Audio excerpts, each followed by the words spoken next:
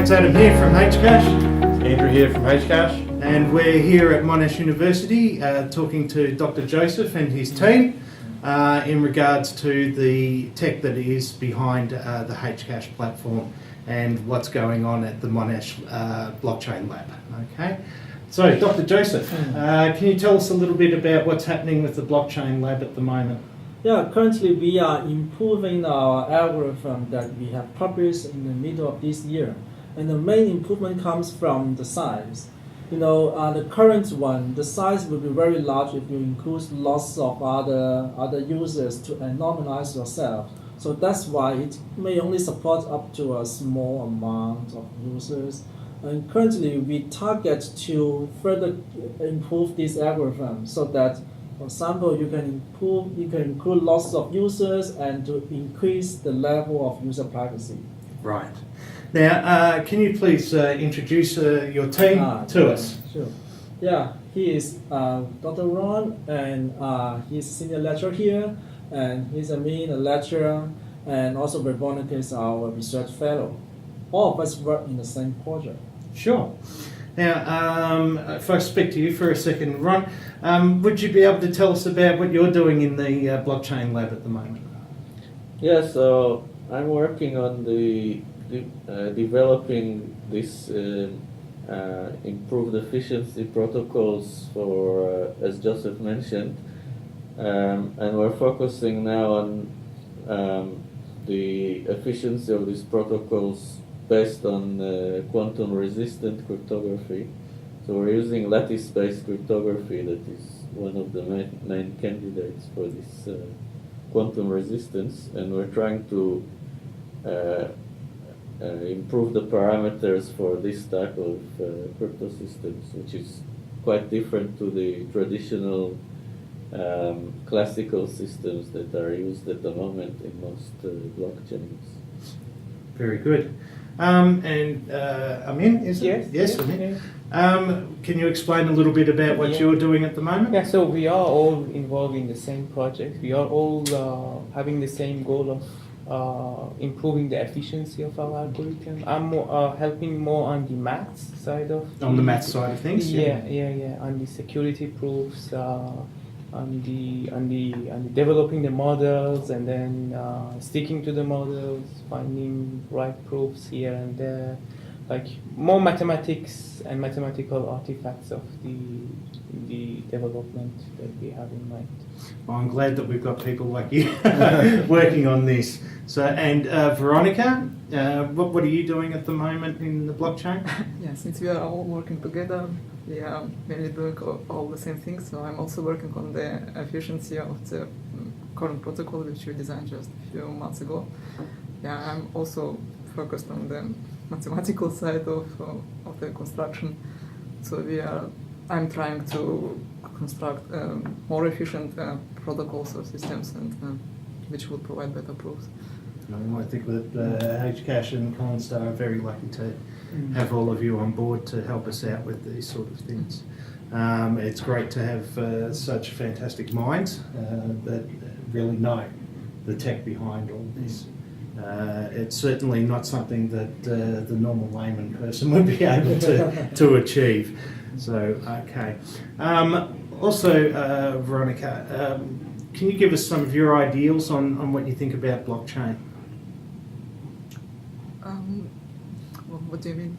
Well, how do you think that blockchain would be able to help, say, the real world or society? Oh, yeah. Yeah, I mean... It's okay. Yeah, what we are doing, we are trying to build this cryptocurrency and a decentralized one, but we are also especially focused on the anonymity of this construction. And what do you think anonymity does for the blockchain? What's the advantage of it? It keeps the identity of the payer who is involved in the payment system, and helps to keep the identity of the payer secret.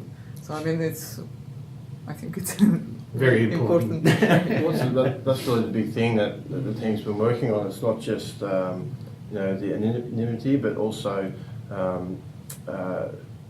The security. yeah, security, real world functionality, being resistant to the quantum computers that are being built as we speak, and really bringing all that together. And how is it that this type of technology can be used in a corporate company or a small business? How can they apply this type of security and all the advanced technology we're working on? So that's really how it all needs to come together. You can't just work on one or the other.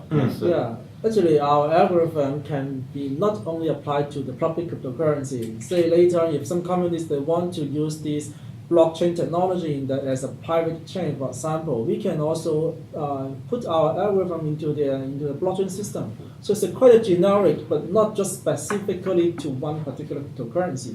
And of course, we will publish the algorithm once we have completely developed it. So we do the things to benefit to the whole community. So this is our purpose, our goal. Well, I think that is the purpose behind blockchain myself. It is to be used in a more worldwide Yes, exactly. application Yes, for businesses, for governments, Yes. and education. Many applications for it. Okay, Ron, what do you feel about blockchain technology? I think that it has a potential to make payments a lot easier than they are currently, and to allow, with technology like we are developing, it may help people to be less concerned about their privacy of what they are buying and so on, because we have quite advanced mechanisms to protect this privacy. So I think that's kind of a big advantage over the many existing mechanisms like paying by credit cards and so on. And also it may be much harder for malicious parties to kind of steal your money in this system, because it's based on strong cryptography for authentication, and you don't have to reveal your secret, like your credit card number, every time you pay. Which later may be exposed to hackers. So I think that's another big advantage in terms of security. Sure. So yeah, when it comes to, it's a perfect example that governments, banking, if they're looking to interact with each other, there is something that's very sensitive, very private, needs that high-end security. Anybody can't take any risks on what is out there, what could potentially infiltrate the system and be able to gain access to the sensitive data. So it's very important that we're much ahead of the game, and the technology we're working on is resistant and capable to protect, and not just hoping that when the threat comes we'll address it, is to be much ahead of the game and be on top of that, so we don't have that problem at all. Future-proofing. You can see what's foreseeable, and these quantum computers, and it's not actually known exactly. They might be a lot more powerful than we first predicted. So we need to be, I suppose, have that very good baseline that we can build on top of, because it's not so easy just to implement new things. They need to be researched, and a lot of time for the whole team working on this now. So it's not something that you can just sit down and crunch some numbers and come up with a solution. So yeah, of course. Okay. So maybe if we could go around each one of the team and get more of a background on each of you. So Ron, can you just let us know what you've been working on in the past and what you think the future is? Yeah, sure. So yeah, I mean, personally, I've been working for almost 20 years in cryptography research, and I've started working on different types of authentication and privacy mechanisms in cryptography. In recent years, I've focused mostly on algorithms that are resistant to quantum attacks, in particular lattice-based cryptography. And This is an area that has been developing a lot over the last 10 years especially, and there's a lot more powerful tools in this area now to construct things like cryptocurrencies. So I'm still very interested in the future to continue on this, based on this foundation and extend it to other applications, because it's still relatively early in the development of this technology, and it's still lagging behind in efficiency compared to Sure. the earlier technologies. So Yeah. I think that's an important direction for the future. I totally agree. Yeah, totally agree.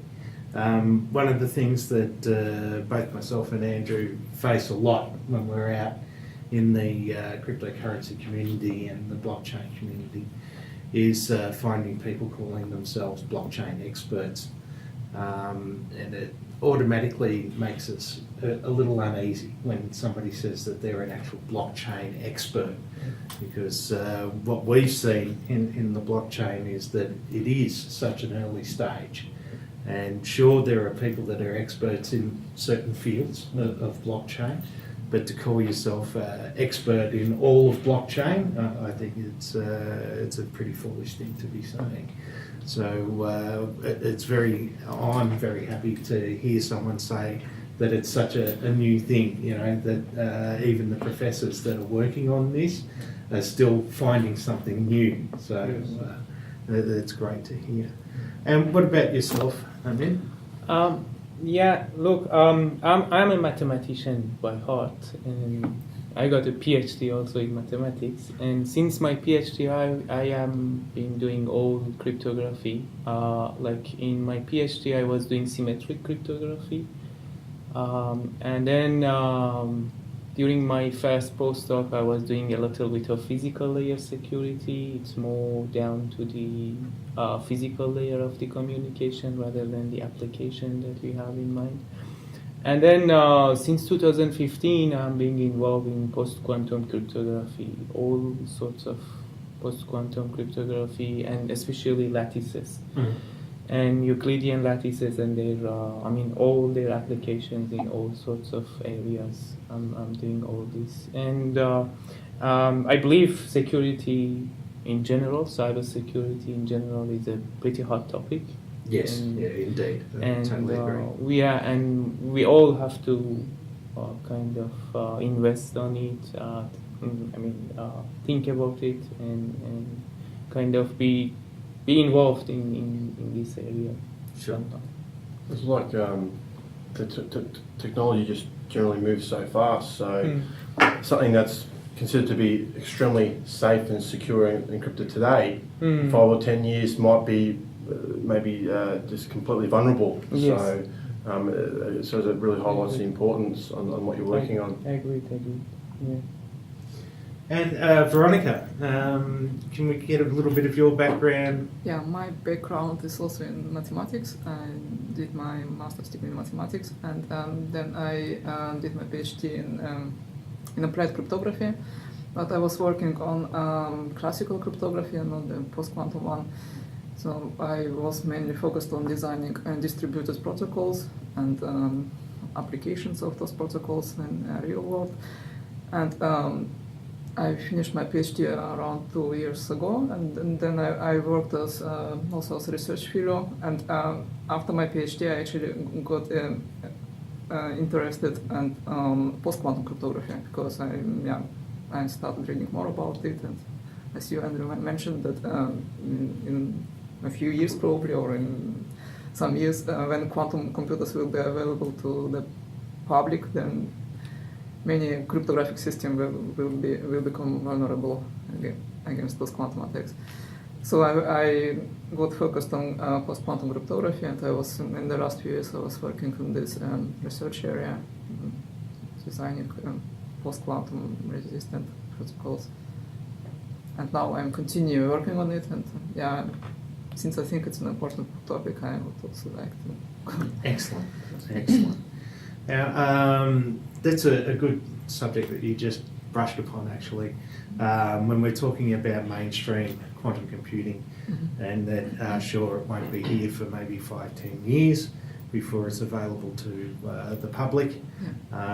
It's not so much that we tend to worry about. I think it's more another body that may be able to get a hold or develop a quantum computer, and then the whole blockchain, businesses, governments, everything will be at risk at that stage. So yeah, Just need one. you just need that one. Yeah, exactly right. Everyone was at risk. Yeah. So, Dr. Joseph, this is something that we've touched upon a couple of times now. Yes, exactly. Yeah.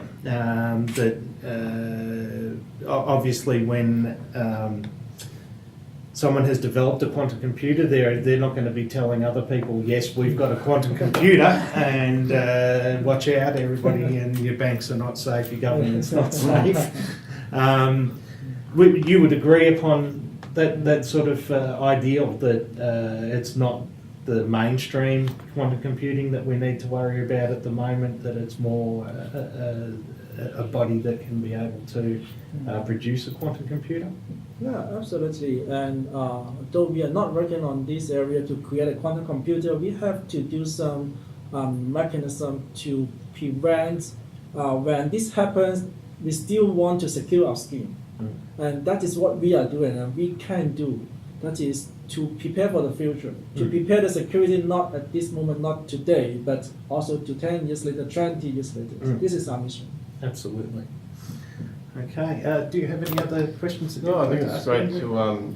to be able to explain some of the backgrounds and things that people have been working on. There's a lot of hard work and a lot of testing, and before a paper can be published or anything can be proposed, I'm sure there's a lot of trial and error and vigorous testing that goes into this to actually find a platform that can be built on top of. So although there might be one algorithm or a certain way of doing things, that shouldn't underpin all the work that's been done to actually get to that result. So it brings me to another thought.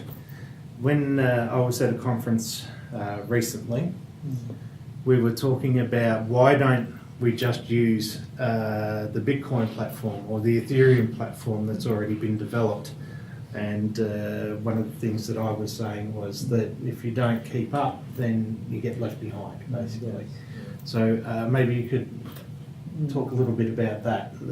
Yeah, that is the way that technology is growing. If you just use the existing one, well, you can use immediately, but how about in the future? When this happens to be not secure, then your system will be finished. So that's why we need to develop more advanced technology.